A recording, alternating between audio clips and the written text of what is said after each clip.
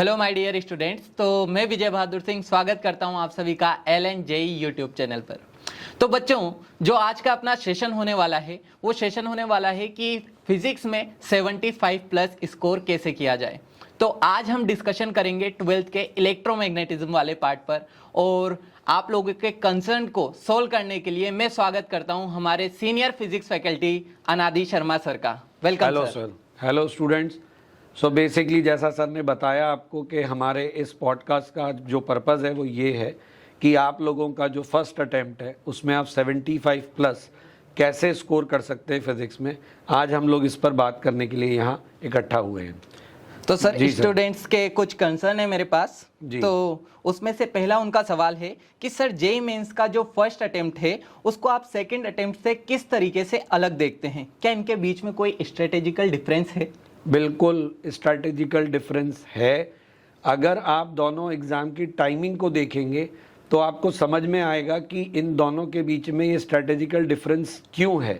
आपका जो पहला अटेम्प्ट है उसको आप बोर्ड के आसपास पाते हैं, दूसरे अटेम्प्ट को आप बिफोर एडवांस पाते हैं, और आप इस अटेम्प्ट में ये समझिए कि एक तरीके से आपकी पहले अटेम्प्ट में ये देखने का एनटीए का मन है, एनटीए का मंतव्य है, उसका मीन है, उसका मोटो है कि आप लोगों को जो फॉर्मूला है वो टॉपिक वाइज सब्जेक्ट वाइज आपको वो फॉर्मूला जो है एटलीस्ट उनका नॉलेज भी है या नहीं है। और जो सेकेंड अटेम्प्ट है उसको देखने पर मुझे लगता है कि वो बेसिकली आपकी एडवांस की तैयारी कितनी बढ़िया है उसके लिए है। मैं इसका आपको रीज़न भी बताता हूँ। आप मेंस के फर्स्ट अटेम्प्ट में देखते हैं तो परसेंटाइल बहुत ही हाई जाता है, सेकेंड अटेम्प्ट में आप देखते हैं परसेंटाइल कम जाता है। तो ये परसेंटाइल का डिफरेंस क्यों है? क्योंकि पेपर के लेवल में डिफरेंस है, और ये पेपर का लेवल जो है इसका डिफरेंस क्यों है? तो अभी मैंने आपको समझाया कि इनकी जो टाइमिंग है ये उसके हिसाब से प्लान किए गए। मेंस के फर्स्ट अटेम्प्ट के जब आप पेपर के क्वेश्चन देखते हैं फिजिक्स में तो आप पाएंगे कि आपको क्वेश्चन जो है फॉर्मूले की नॉलेज के बेस पर भी क्वेश्चन कर पाने का आपको मौका मिलता है, लेकिन सेकेंड अटेम्प्ट में ऐसा कम होता है। वहाँ आपको क्वेश्चन देखने के बाद सोचना पड़ सकता है। तो ये बहुत क्लियर डिफरेंस है इनके बीच में। Yes sir. और सर जेईई मेंस का फर्स्ट अटेम्प्ट क्लोज आता ही जा रहा है, तो सर ये बताइए कि इलेक्ट्रोमैग्नेटिज्म का कितना बड़ा रोल रहने वाला है? देखो बच्चों, इलेक्ट्रोमैग्नेटिज्म का रोल जो है वो आप यहाँ देख सकते हो। इस डेटा में आप देख सकते हो कि हमारा जो इलेक्ट्रोमैग्नेटिज्म है उसका जेईई मेंस में जो अभी तक वेटेज रहा है वो कितना रहा है। अगर आप यहाँ पे चैप्टर वाइज भी देखोगे तो आप चैप्टर वाइज देख सकते हो कि हमारे कितने क्वेश्चंस जो हैं वो हमारे कुछ अगर हम PYQ की बात करें, प्रीवियस ईयर की बात करें, तो उसमें आप देख सकते हो कि टॉपिक वाइज भी सब्जेक्ट वाइज भी जो चैप्टर वाइज हमारा जो फ्रीक्वेंसी रहा है क्वेश्चंस का वो किस तरीके का है।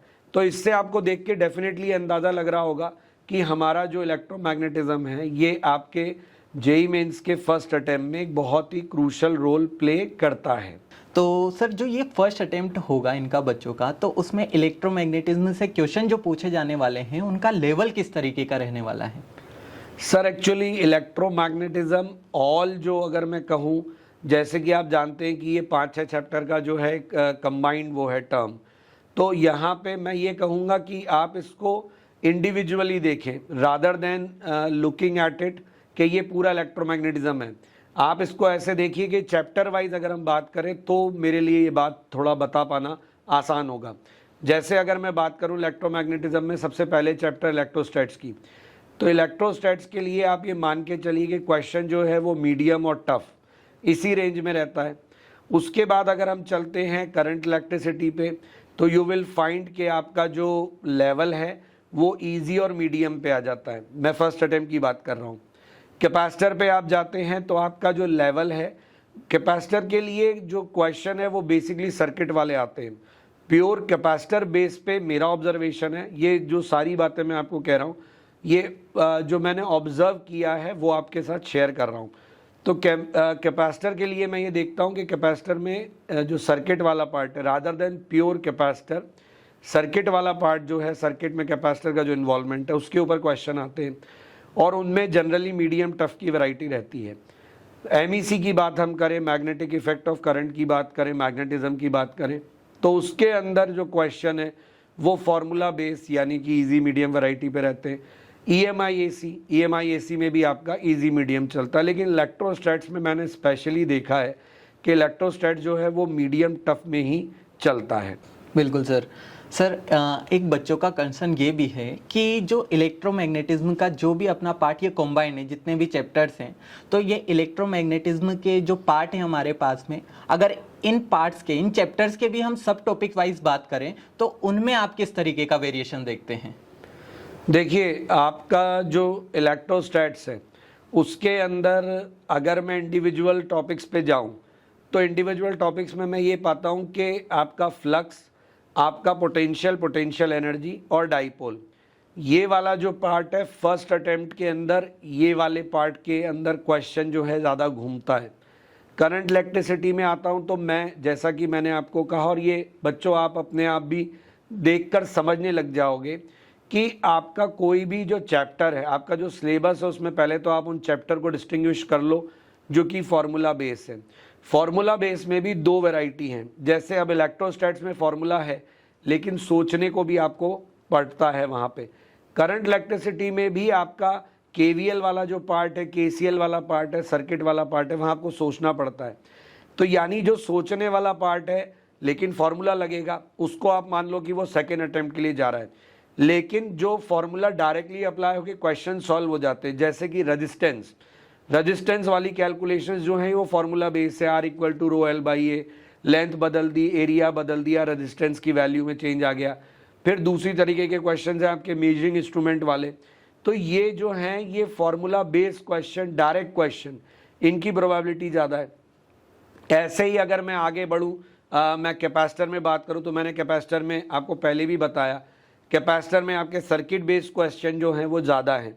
तो वहाँ पे फार्मूला के अलावा आपको सर्किट का नॉलेज जो है वो अप्लाई करना ही पड़ेगा। मीडियम टफ है तो डेफिनेटली आपको कुछ थोड़ा सोचना पड़ेगा। MEC में, मैग्नेटिज्म में आप जानते ही हो फार्मूलों की बहुत भरमार है और ऐसे सवालों की बहुत प्रोबेबिलिटी है जिनमें आप डायरेक्ट क्वेश्चन को, मतलब डायरेक्ट फार्मूले को लगा के क्वेश्चन सॉल्व करके निकल सकते हो। EMI/AC में जैसे मैग्नेटिज्म में मैं किसी एक टॉपिक के ऊपर पिन पॉइंट नहीं कर सकता कि ये पर्टिकुलर, क्योंकि वो ये जो सवाल है वो कहीं से भी फार्मूले के ऊपर आ सकता है, क्योंकि सब जगह फार्मूला छाया हुआ है। अगर मैं बात करूं EMI/AC की, तो EMI/AC में भी आपका जहां पे डायरेक्ट फार्मूला एप्लीकेशन है, जैसे म्यूचुअल इंडक्टेंस हो गया, जैसे ट्रांसफार्मर हो गया, जैसे induced EMF of a rotating rod हो गया, तो ये सारे जो टॉपिक है जिनमें आपने सीधे फार्मूला रखा ½ B⍵L², तो आपने कर लिया वो वैसे वाले क्वेश्चन। बिल्कुल सर। सर एक कंसर्न बच्चों का ये है कि सर हमने मैग्नेटिज्म पढ़ लिया, फिर मैग्नेटिज्म के बाद हमने EMI/AC पढ़ा, लेकिन क्या होता है सर कि कॉन्सेप्ट में थोड़ा जम्बलिंग होने लगती है। तो सर यहाँ पर कॉन्टिन्यूटी को कैसे मेंटेन किया जाए, यहाँ पर क्या करे बच्चा? देखिए, ये मैं अपनी क्लास में हर बार कहता हूँ, आप भी कहते होंगे, हमें क्वेश्चंस के अंदर कीवर्ड्स पे बहुत काम करना चाहिए।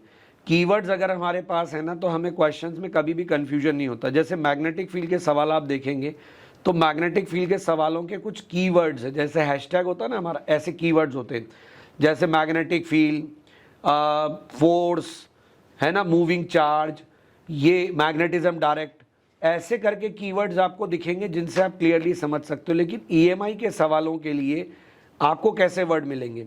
मोस्ट ऑफ द टाइम जो आपको सुनाई देगा that is induction, induction, induction, induced induction, induced electric field, induced EMF, इस तरीके के वर्ड्स आपको सुनाई देंगे। सेल्फ इंडक्शन, म्यूचुअल इंडक्शन, ये आपको सुनाई देंगे।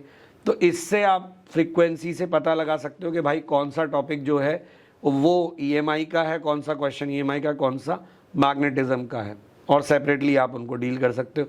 मेरे को तो बहुत ही इंटरेस्टिंग फैक्ट यहाँ पे नज़र आता है। इंटरेस्टिंग फैक्ट ये नज़र आता है कि जैसे आप मैकेनिक्स में काइनेमेटिक्स और डायनामिक्स बांटते हो ना, मुझे बिल्कुल वैसा ही लगता है कि मैग्नेटिज्म और EMI जो है ये काइनेमेटिक्स और डायनामिक्स के जैसे। मैग्नेटिज्म में हम जो भी बात बोल देते हैं उसके बाद हम जो उसका बेस बनाने जाते हैं, उसके मतलब जो रीज़न ढूंढने जाते हैं, वो हमें EMI में नज़र आता है। ऑल इन ऑल मतलब वैसे भी लोग कहते हैं कि इलेक्ट्रोमैग्नेटिज्म में मैं इलेक्ट्रोस्टैट्स पढ़ता हूँ तो फिर मैं आगे के चैप्टर में कंफ्यूज होने लगता हूँ। मैं आप लोगों को एक बहुत ही सिंपल बात बताऊँ, इलेक्ट्रोस्टैट्स के साथ में चार्ज एट रेस्ट का कंसेप्ट जुड़ा हुआ है। उसके बाद आप देखिए, जैसे हमारा सोचने का प्रोसेस होता है ना चैप्टर्स, वैसे ही हैं। पहले हमने सबसे पहले अपनी आसानी किस में देखी, चार्ज को रेस्ट में देख के, फिर हमने चार्ज को मोशन में देखा, चार्ज को मोशन में देखा तो उसके साथ डील किया। तो आप जैसे खुद सीखोगे चीज़ों को, जैसे आपको लगता है कि चीज़ें आपको समझ में आएंगी। एक्चुअल में साइंस ऐसे ही तो प्रोग्रेस किया है, लोगों को भी ऐसे ही समझ में आया। फिर उसके बाद उनको लगा कि इससे एसोसिएटेड चार्ज को क्या मैं स्टोर कर सकता हूँ, अगर मेरा ऐसे चार्ज बह रहा है तो मुझे ज़रूरत पड़े तो क्या किसी इमरजेंसी के समय मैं उसको स्टोर कर सकता हूँ, कैपेसिटर रोल में आ गया। क्या उसके साथ और भी कोई फील्ड एसोसिएटेड है, मैग्नेटिज्म आ गया। मैग्नेटिज्म आ गया तो उल्टी सोच आ गई कि क्या वाइस वर्सा पॉसिबल है, EMI आ गया। तो ऐसे करके सारे चैप्टर जो हैं आपस में जुड़े हुए हैं। बिल्कुल सर। सर एक सबसे पॉपुलर क्वेश्चन मैं बोल दूं इस समय का कि बच्चों का बहुत ज़्यादा यहाँ पर कंसर्न है कि एक पैटर्न को लेकर बात चल रही है, क्योंकि एनटीए का अभी रिसेंटली नोटिस भी आया था। बिल्कुल बिल्कुल। तो सर इस पर आपका क्या सजेशन है बच्चों को? देखो भाई, एनटीए ने आप लोगों को ये बिल्कुल क्लियर कर दिया है कि कोरोना से पहले जो व्यवस्था थी उसी व्यवस्था पर वो लौट रहे हैं, और ये पहला नोटिस है उनका जिससे उन्होंने ये बता दिया है। और लास्ट ईयर के पेपर देख के आपको ये बात समझ में आ गई होगी, PYQs आपने देखे होंगे, आपको ये बात समझ में आ गई होगी कि आपके जो पेपर के अंदर क्वेश्चन थे वो असर्शन, रीजन, मैट्रिक्स टाइप सब वैरायटी था। तो आप रेडी फॉर सरप्राइज रहो। मतलब एनटीए जो आपको ऑफिशियली इन्फॉर्म करेगा रिगार्डिंग सिलेबस एंड ऑल, वो सब तो चलेगा ही, लेकिन उसके अलावा आप इंडिविजुअली भी इस बात के लिए तैयार रहो कि सरप्राइज आपको मिल सकता है पेपर पैटर्न में। तो आप उसके साथ बहुत ज़्यादा जो है टेंशन में नहीं आने चाहिए कि आपको कहा कि ये आपको क्वेश्चन सिंगल चॉइस मिलेंगे, ये इंटीजर मिलेंगे, वहाँ जाके आपको सिंगल चॉइस में भी वैरायटी उन्होंने दे दी कि ऐसे नहीं वैसे पूछ लिया। तो घबराने की ज़रूरत नहीं है आपको। बिल्कुल सर। तो आई होप दैट कि सर सभी बच्चों की जो भी क्वेरी थी वो कंसर्न सोल्व हुआ होगा। बिल्कुल। मैं एक चीज़ यहाँ कहना चाहूँगा, आप इलेक्ट्रोमैग्नेटिज्म का जो भी तक आपने डिस्कशन सुना, इसके अलावा एक चीज़ और आप देखिएगा कि जो आपके टॉपिक्स हैं उनकी फ्रीक्वेंसी भी अलग अलग है। जैसे करंट इलेक्ट्रिसिटी और EMI AC की फ्रीक्वेंसी ज़्यादा नज़र आती है, इलेक्ट्रोस्टैट्स की फ्रीक्वेंसी, MEC की फ्रीक्वेंसी और कैपेसिटर की फ्रीक्वेंसी इक्वल है। इसके अलावा पेपर में आप देखेंगे इनकी पोजीशनिंग भी अलग है। अगर आप देखेंगे तो जनरली ओपनिंग बैट्समैन में आपको ज़्यादा प्रोबेबल टॉपिक्स मिलते हैं जिनकी ज़्यादा डेंसिटी है, जैसे करंट इलेक्ट्रिसिटी। तो इलेक्ट्रोमैग्नेटिज्म में अगर मैं बात करूं तो पहला सवाल जो हो सकता है आपको पेपर में देखने को मिलता है फर्स्ट अटेम्प्ट में, वो उस टॉपिक का होता है जिसकी डेंसिटी ज़्यादा है, जिसकी फ्रीक्वेंसी ज़्यादा है। फिर उसके बाद आपको वो वाले सवाल मिलते हैं जिनमें एका दुक्का क्वेश्चन जो है वो आता है। तो जैसे आपका इलेक्ट्रो हो गया, इलेक्ट्रो की फ्रीक्वेंसी वैसे कभी भी चेंज हो जाती है, 1 से 2 ऐसे हो जाता है, लेकिन फिर भी हम ये मान के चलते हैं कि उसकी फ्रीक्वेंसी करंट इलेक्ट्रिसिटी तो कम ही है। और उसके बाद फिर आपका MEC आ गया, फिर आपका कैपेसिटर आ गया, फिर अगेन EMI AC, इसकी फ्रीक्वेंसी फिर से करंट इलेक्ट्रिसिटी के जैसे ही है। बिल्कुल सर। तो आई होप दैट कि बच्चों के जो भी कंसर्न थे सर वो सोल्व हुए होंगे और उनको बहुत ज़्यादा हेल्प हुई होगी। और ये हेल्प आपको निरंतर चलती रहेगी, क्योंकि हम लोग आगे भी ऐसे सेशन आपके लिए और फैकल्टीज़ जो हैं हमारे साथ के, बिल्कुल वो आपके लिए लेके आते रहेंगे। जैसे आज हमने इलेक्ट्रोमैग्नेटिज्म पे चर्चा करी है और आपको बताया कि कैसे 75+ तक आप पहुंचेंगे, तो इसी तरीके के आपको जो है आगे भी देखने को मिलेगा। क्यों सर, ऐसा ही है। 12th का जो रिमेनिंग पार्ट है वो इनके लिए हमने आगे बना रखा है, तो वो भी बच्चों आपको कल मिलने वाला है। तो stay tune and thank you so much. And बिल्कुल मेहनत करो, घबराने की ज़रूरत नहीं है, स्टे पॉजिटिव, है ना।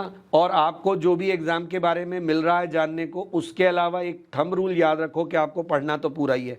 इस पूरे डिस्कशन का निष्कर्ष कोई ये ना निकाले कि हमें ये पढ़ना है, ये छोड़ देना है। इसमें आपको बस आपको जहाँ फोकस ज़्यादा करने की ज़रूरत है वो आपको बताया जा रहा है, ये हमारा प्रयास है।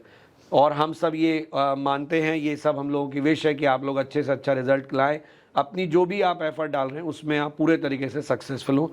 That's we all want. ठीक है, ये हमारी तरफ से आपके लिए मतलब कहिए कि प्रार्थना है, हम लोगों की यही प्रे है कि आप लोग जो है अपने एफर्ट्स में 100% सक्सेसफुल हो। Thank you.